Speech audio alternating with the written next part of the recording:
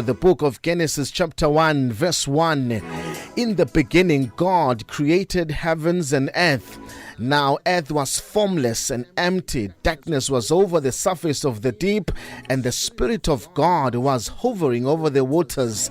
And God said, "Let there be light." As we are starting off this brand new year, this brand new week, this brand new month. This month is empty and without form and without form.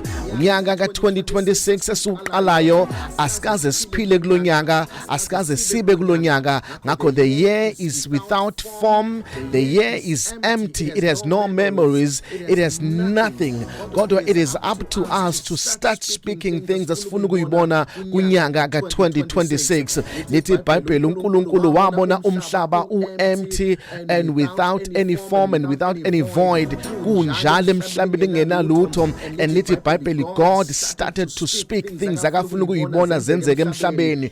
Yebo umhlaba wawungenalutho, wathi uNkulunkulu ngizokhuluma izinto engifuna ukuyibona kulomhlaba ongena form, void, ongenalutho. And he started speaking things. Kuthiwa kwakumnyama emhlabeni, kodwa uNkulunkulu akazange ekhuluma ubumnyama, wakhuluma izinto akafuna ukuyibona zenzeke emhlabeni, wayibiza ngamagama azo. Wathi mayithi makube khona ukhanya, ukhanya kwavela. Wathi makube khona ilanga lavela. Wathi mayithi makube khona izinkanyezi nezinkanyezi zavela. Konke ayikhuluma wonke wayekusho bese kuyavela. Ukukhuluma nawe namhlanje as you are starting this brand new year, ukuthi lo nyaka awunalutho kodwa uwe onamandla okukhuluma izinto bese ziyenzeka. You can speak things into existence. Angazi ukuthi ufuna ukubonana kulo nyaka, kodwa ngiyacela uqale uqambe igama, uqale ubize ngamagama, ushe nezinto ofuna ukuyibona. Uthi lo nyaka let there be light, and light will show up.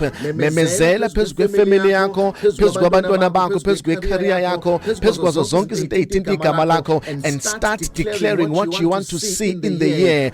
Uzikhuluma izinto ofuna ukuyibona zenzeka. Lithi iBhayibheli wathi uNkulunkulu makube khona ukukhanya, kwavela ukukhanya. Lithi iBhayibheli thina singonkulunkulu abancane sisilelwe njengenkazimulo, okusho ukuthi izinto esizikhulumayo ziyadaleka ziyenzeka. Ngicela namhlanje uqala umemezela izinto ofuna ukuyibona zenzeka empilweni yakho. If you want to see peace in your life, qalusho let there be peace. Mawufuna ukubona ukuzwana emndenini wakho, qala udeclare let there be unity, let there be peace in my family. Uzisho lezinto ofuna ukuyibona zenzeka empilweni yakho. The moment we declare, amazulu alalele azozenza zenzeke. uNkulunkulu akadinganga imishini emikhulu ukuze kudaleke umhlaba, but he needed his word. Udingiza ukuphimisela, utshala imbewu ngezwi lakho bese lezi uzoyibona zenzeka empilweni yakho. Ungakhulumi lokho okubonayo ongakuthandi kwenzeka empilweni yakho, kodwa khuluma lokho ofuna ukubona. Yikho okuyoqala kuvele in your life. Let there be light in your 2026.